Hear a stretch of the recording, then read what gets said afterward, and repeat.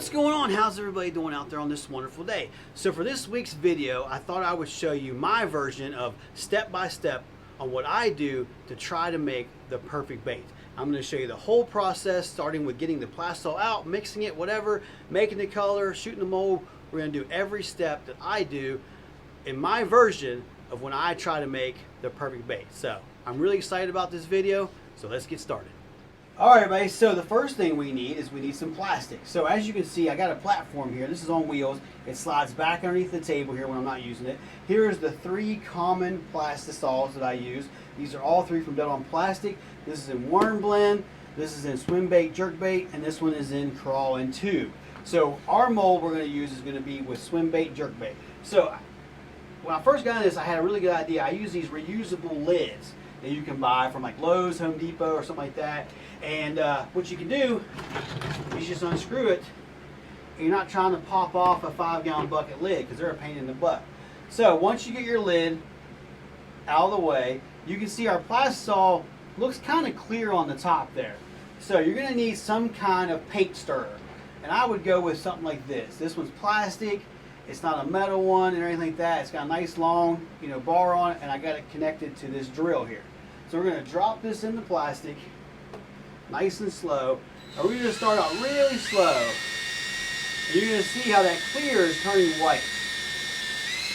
So you want to do this for I'm going to say, I haven't used this for at least a week. So I'm probably going to run this for 3 to 5 minutes. So I'll be back when I got it ready to go.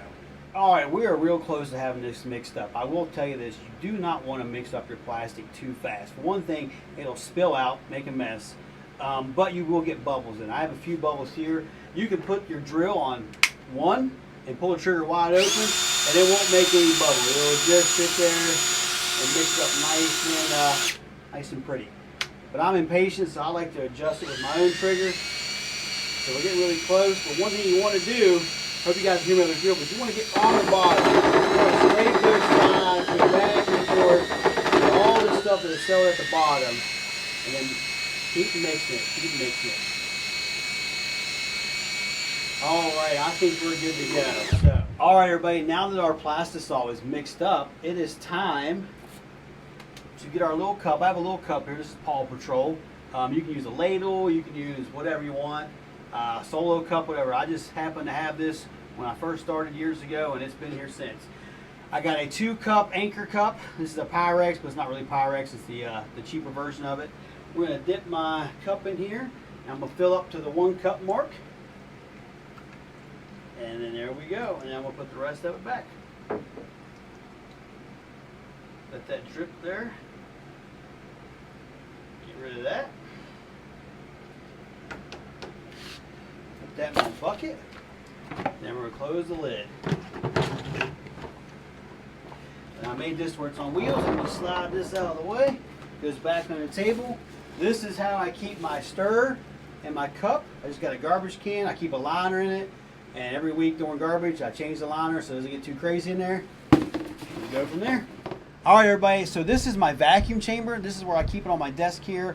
And I would say that vacuum chamber, I wouldn't say is a must. I know a lot of people out there shoot awesome baits without vacuum chambers, but when I got this, to me it was a game changer in my bait. So it didn't come like this. It actually came with a big 5-gallon container, and it does take quite a little bit of time to get 5 gallons of air to come out. I ended up finding this pot, and my mom gave it to me years ago, and it has worked pretty good since then. So it's got nice handles, and it is way much smaller than 5 gallons. So I got this on Amazon. I'll leave a link to it down in the description below, but pretty self-explanatory. You turn it on, you close off the system, it sucks all the air out of it. I'll show you how to use it here in just a minute. The reason I'm showing you this now is I vacuum my plastic twice. I vacuum it when it's still in its raw state because I just got done stirring it with like a paint stirrer, and then once I get the color mixed and back up the temperature, I vacuum it one more time before I shoot the baits. And to me, that takes pretty much most of the air bubbles out of your plastic. So, all right, let's get started here. So we're going to put this to the side. We're going to put this in here. Down here is a pad. It's like grip. You know what I mean? And then we're just going to put this on top. There's no locks or anything. It seals with this lip right here. You put the lip on right here like this. You flip it on, there's a button right here on the side, and then you close off the air to it, and then if you can see, it's starting to take all the air out of the system. Let me get it in the frame there. And it's going to go for quite a little bit of time. So we're already at negative 20 right now.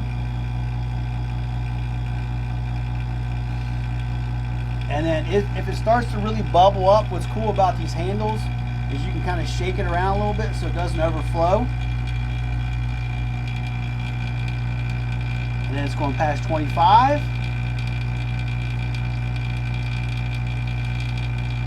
And then there it goes. It's just vacuuming all the air bubbles out of our plastisol. All right, everybody, I'll let that run for a little bit of time there. I don't know, maybe 2 to 4 minutes, whatever. So as you can see, I've got it shut off, but it's still, you know, vacuumed in there. So like you can actually lift this whole thing up by the lid. Everything is secure. So to release this, you just take this. Do not crack this thing wide open. Do not. Just very lightly let it do that. A little bit more. And then it's done. If you go wide open, especially when you have hot plastic on there, it could splatter up and make one heck of a mess. And let me tell you, I've done it a couple of times, and I've had to get out like a plastic scraper to get my lid clean and stuff like that. So one thing I did do, thanks to Johnny Sweet and SDG, is I put one of these on here, and it diverts the air. So if you get this from the factory, the air comes straight down, and it will blow into your cups and spill, but this actually diverts it. It's an elbow right there that I got from Lowe's. So, all right, our plastic is ready. I will meet you over by the microwave. All right, everybody, we are just going to stage this right here in front of the microwave for now, but let me show you a couple things. So you can see I fill this up to the 1 cup mark. I use 2 cup measuring cups when I'm cooking 1 cup. And I use 1 cup measuring cup when I'm doing a half a cup. I use half cups when I'm usually doing pour baits, and I usually do 1 cup when I'm doing injection baits. So the reason I do that is, you'll see in a little bit, when you actually make this color and you go back to put this in the vacuum chamber, if you go clear up to the 2 cup mark, it will overflow. There is a big chance it will overflow, and you'll make quite a big mess in your vacuum chamber and stuff like that.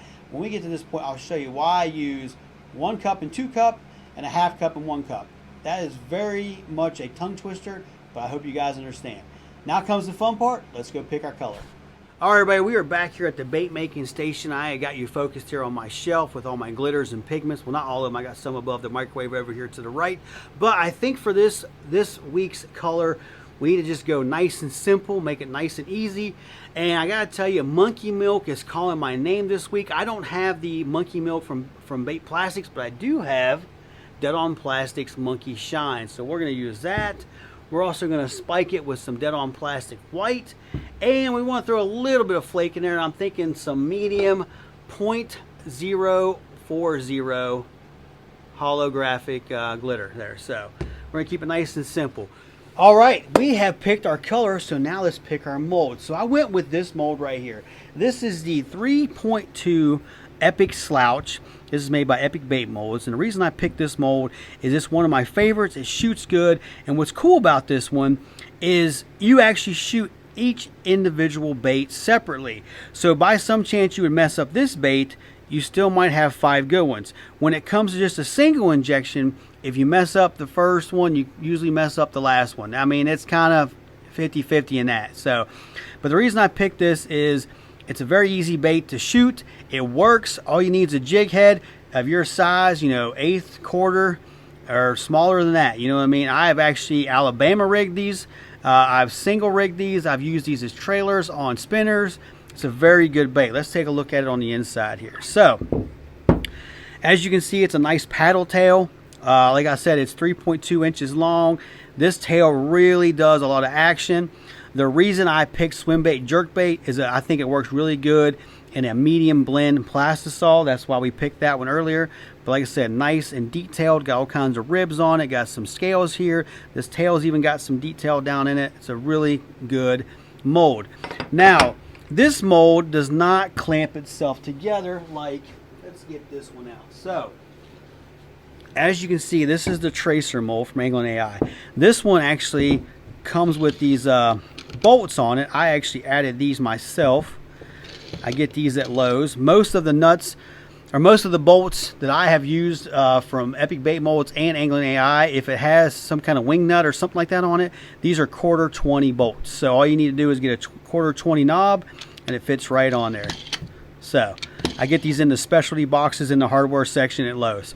So this one, you know, you actually put it together like this, and then you take this and you clamp it down nice and tight, and you don't need any kind of clamp system. Now, a lot of people come up with clamp systems themselves and they get rid of these bolts and stuff like that. I still leave them like this because I still shoot all my baits kind of as a hobby. I do not mass produce my baits. I do sell locally here around me, but in the future I hope to get my own website up and sell them baits. But as of right now, I'm still just enjoying making baits and having fun with it. So let's get rid of the old tracer here.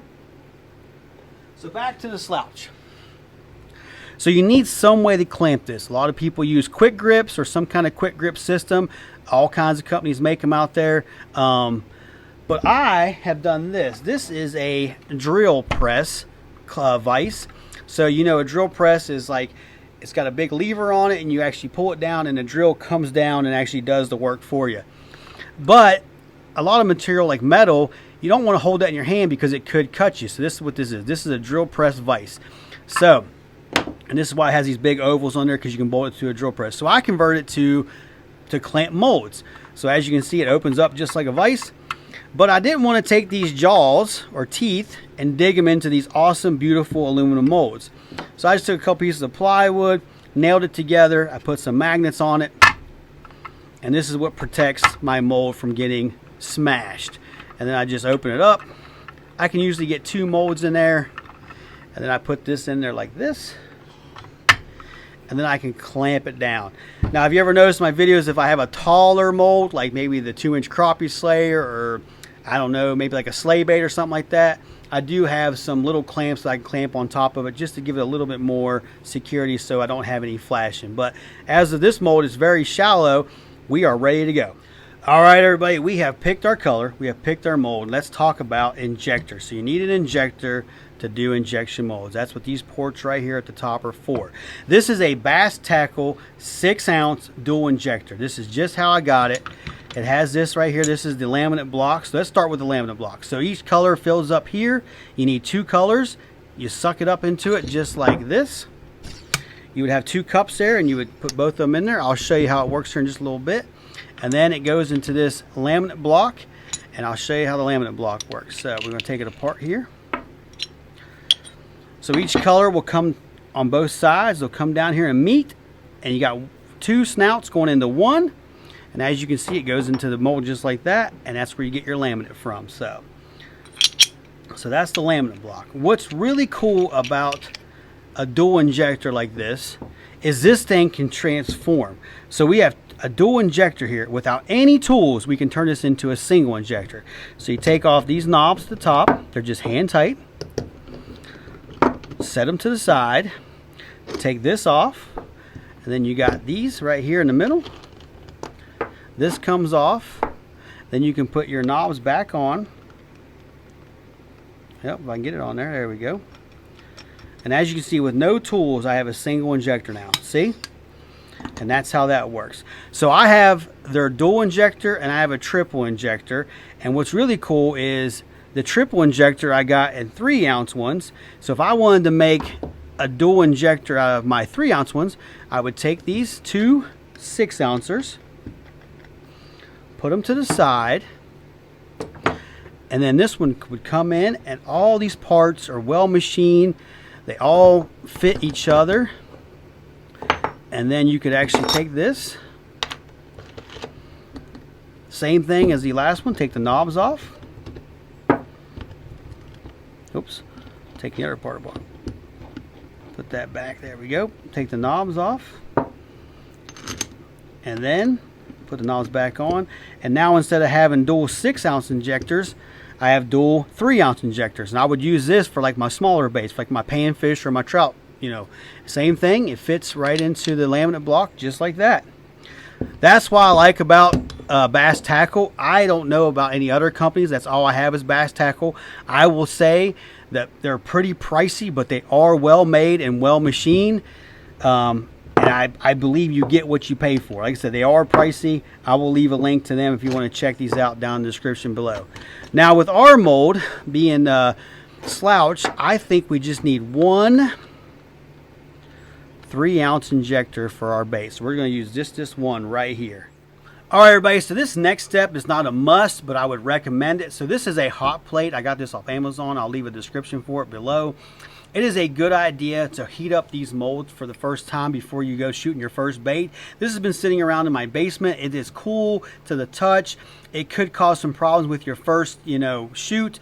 If you don't have a hot plate, you can shoot your mold the first time, and that'll definitely heat up your mold. But I always put this on the hot plate. Now here's the thing, this hot plate, you can only find them in Celsius. So us Americans are gonna have to learn how to convert Celsius into Fahrenheit. So I have this thing set for 44 degrees Celsius. See it right there? And that's about 111 in Fahrenheit. And what I'm gonna do, because I haven't cooked my plastic yet, I'm gonna go ahead and set this mold right here on top of it. And that's just going to heat it up. I'm going to keep an eye on it. And as soon as it's just a little warm to the touch, barely warm, it's good to go. And then while I'm doing that, I'm going to set my injector right here too. We're going to warm both of those up while we're cooking our plastic. So it has come to that time. We're going to put our plastic in the microwave and we're going to start making this color. All right, everybody, so we're back over here at the microwave station. So I have this microwave. This is a Hamilton Beach. A couple things I would recommend is, as you can see where it says express cook right here, so 1 through 6, if you actually push 6, it's 6 minutes. If you actually push 2, it's 2 minutes. I also have the plus 30. I would recommend that. I also like microwaves with the handle. I hate the ones with the push button. This one happens to be 1,000 watts. That's what I've been using for the last few years.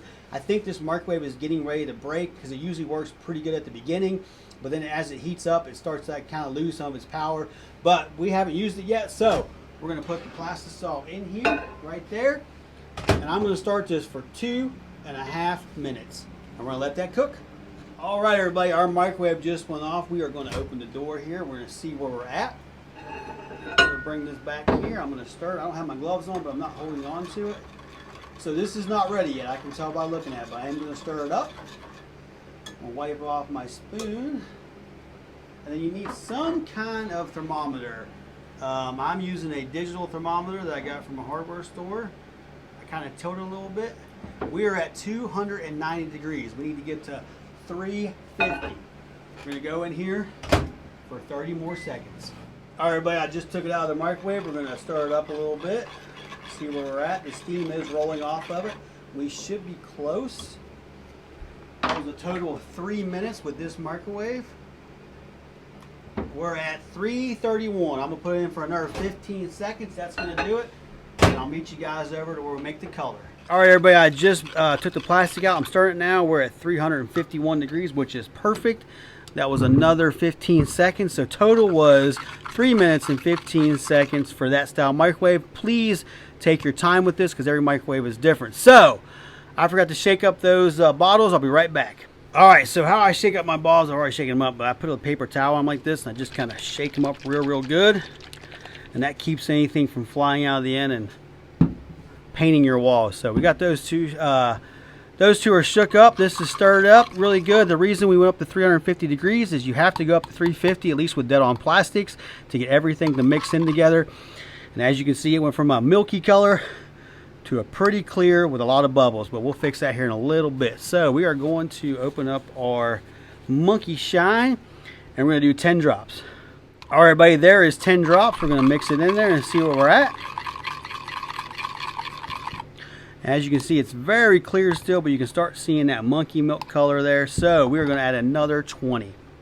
All right, everybody, there's another 20 drops. And that's going to really give it. That's 30 drops in this 1 cup. And there you go. And it's still a little clear, but it definitely has the monkey milk that we need. And this is where the white comes in. We're going to spike it a little bit with the white. I think I'm going to go with 2 drops first. 1 and 2. I'm going to stir that in there. We're pretty close. I'm going to do 3 more drops, which is a total of 5. All right, I believe that's going to do it.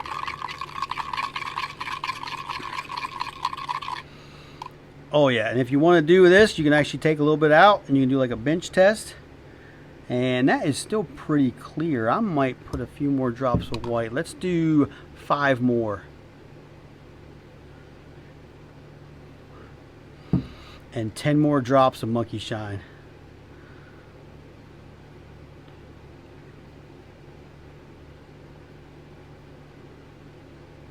All right, this is gonna really, there we go, that's what we want. That's what I want right there. See, it's still pretty clear. All right, that's perfect.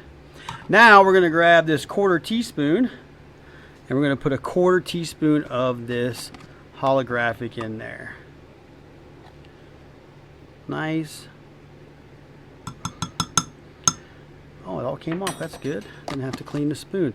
So I will tell you, if you get like powders or hollow shifts or even glitter stuck on your spoon, just dip it in there and then put it to the side. And once that cools down, you can clean your spoon off.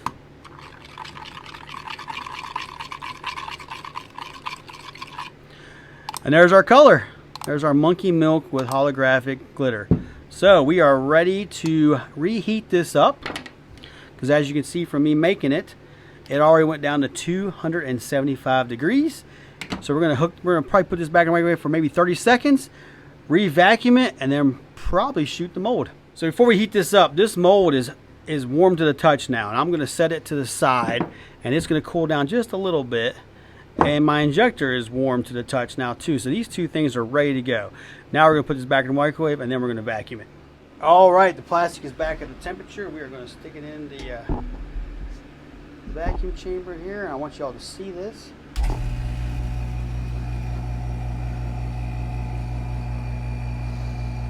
I'm gonna move the camera just a little bit. There we go. Actually, I move this. There we go.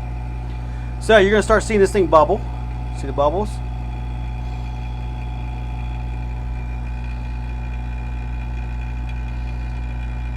As you see how it's rising up to the top. Now one thing you can do is you can take these handles I can shake it around a little bit, and then it should not overflow at all. And we're going to let that go for a while. All right, I just shut this off. It's still bubbling a little bit, but I think we're in pretty good shape. We're gonna let this off. You're gonna see how these sides will go back. Everything's gonna go, all the bubbles are gonna pop.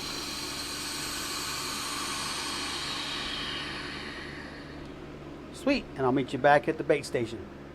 All right, everybody, so it does not matter how this mold goes in here, but one cool thing about this one is it actually labels belly and back on it. So you would know, like, if you're a laminate, you want like the belly towards one way or the other. I always like to aim it towards me. So we're gonna put that in there. Gonna lock it into place. Got the camera to the side. Actually, I'm gonna adjust you a little bit. We're gonna put it right there. There we go. And I'll put the cup here. I got it in the microwave. It's still warm. I'm going to check the temperature and we'll go from there. All right, everybody, we are at 331 degrees, which I think is a perfect temperature for doing the slouches. All right, this I am putting gloves on. As you can see, I do not want this to splatter on my hands or anything. This stuff will burn you. So, got my injector nice and lubed up. I'm going to put it in here. I'm going to pull up a nice steady. We're going to purge it just a little bit, and then we're going to do it. So the slouch goes really fast. Just go from one to the next.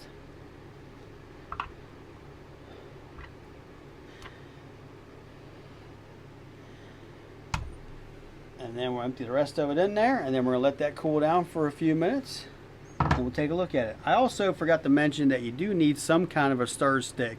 This is like a really nice butter knife. This is from 8-Bit Baits, which is right here. Oh, you can't see it, but 8-Bit Baits. And it's a good stir stick. It's supposed to leave less bubbles in there. But you can use any kind of butter knife or whatever kind of knife you want. But something in this kind of form for stirring up your plastic. So, all right, we're gonna let that sit in there for a little bit, and then we'll pop it open and see how our monkey milk baits turned out. Alright everybody, so I left it in the vise. I'm going to show you how to take this out of the vise. So you can see all this. You don't have to do this, but I'm going to clip these tops off. This is cool to touch. Been sitting in the mold for about 3 minutes. One thing about plastic salt is it starts to cure pretty much instantly as soon as you take it out of the microwave. So we get all these little boogies off of there. We can recycle that. Get all that off my hand. And then we can take this out of the vise, pull this out. I'm going to put it flat like this. And there we go. There are 6 beautiful slouches in white monkey milk holographic. So, and of course, all you do is grab your bait, pull off this thing, throw it in that, and there you go. One beautiful slouch. Let's go down to the 4th one here. Oh, it looks great. What a cool color. Very easy to make. Kept it nice and simple. We'll put all these back in there. There's another one. Oh, they look great. So I will recommend, if you are making baits, you do have to let your baits cure for at least 24 hours. I go 48. And then it's always nice to have some kind of cookie sheet. I got these, I think, at Walmart. I've never cooked on them. I've just used them for bait making. Don't use the same one. So let me show you what I'm doing here. Pull the cookie sheet into frame here. It's big, that's the problem. There we go. And I'm just laying them out, keeping the tails kind of curved.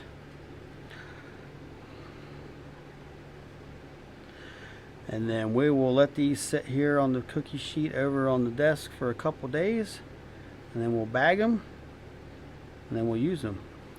And there they are. Sweet. Now what's cool about this hobby is we can reuse this. We can keep shooting this over and over and over again. So the injector, I left the plastic on there. It's cool to touch. You just take, roll it off, pull it out. There's a runner in there. Pull that out, put it in your leftover plastic. Then you take this off. That's what's cool about bass tackles. They have a lock system, so you push this down, pull it out, take this, and then there's your puck. And then if your injector starts to get a little sticky inside, you can take a little bit of worm oil, put it around this O-ring right here. I get this worm oil from Dead On Plastic. And there you go. She is back to being easy to push and back and forth. So let's shoot it one more time. So we're going to reheat this, stir it up, and then we'll shoot the mold one more time. Alright, so I recycled all of our leftovers. I put it back in there with the original. And I got this nice and greased up. We're going to do another round of these. Got you guys nice and close down here. Temperature was at 329. Which I think is fine to do these slouches. And we're going to fill up the tops there. Put the leftover in there. And round 2 is almost complete. Alright everybody, round 2. So I thought we'd at least shoot this twice. There we go. Let's get that one down. There we go. Up, one didn't come all the way out. There we go. There they are again. I'm not fixing them. Check that out. Another good round. Then you just take these off. Put them with our leftover plastisol. Boom. Bring in our tray. I didn't mean to make all that noise. Sorry about that. And then we'll sit here and put these on. I guess I should show you one of them, right? Round 2 came out looking pretty good. I'll tell you, for a plain Jane color, this one looks pretty good. I can't wait to throw this one out there. Just as simple as that. A little bit of monkey milk, a little bit of white, a little bit of hollow shift, and you get this pretty sweet looking bait like that. So, wow, I like it. Alright everybody, that is going to do it for this one. I appreciate you watching, and that was my version of step-by-step on how to make, or how to try to make the perfect bait. A few safety tips I definitely recommend wherever you're doing this, in a room in your house, the basement, the garage, or something like that. I'm down in my basement. You definitely want some kind of exhaust system. I got an exhaust fan right there. Behind the camera, you can't see it, but in the corner I have like a 4-inch fan, and that does definitely keeps a breeze going this way, and it shoves all the fumes out the door there. When I'm not talking on camera, I am always wearing a respirator when I'm dealing with it. And I highly recommend that you wear gloves. These are just cheap gloves from Lowe's. I get a 3-pack for like 15 bucks. These are not heat resistant. Like the grilling gloves or heat resistant gloves, they seem kind of bulky and clumsy to me, but whatever works for you, I would get a pair of gloves. But if I'm wearing these gloves and by some chance I would spill plastisol right here on the palm of my hand, I definitely am going to feel the heat, and I do have time to get my hand out of there, throw it down, and the plastisol will stick to the glove, and I save my hand from getting burnt and stuff like that. Just remember, you're dealing with some very high temperatures, 350 degrees at least, because you have to get it up to 350 degrees for everything to mix up together. At least you do for dead-on plastic. That's the only plastic I've ever used. So if anybody has any questions on what we went over today, please leave me a comment down below. Also, what do you think of the baits? I know they were kind of plain Jane. I'm not going to put them on the turntable because, like I said, we just made, I think, 12 baits. Yeah, we did that twice. So I would recommend the Slouch mold from Epic Bait Molds. It works out great. It's an easy mold to shoot. And I would recommend Bass Tackle Injectors. But, you know, do your homework out there and check them all out and stuff like that. So I will definitely leave everything that we use in this video in the description below. But I think that's going to do it for this one. But I'll see you on the next one.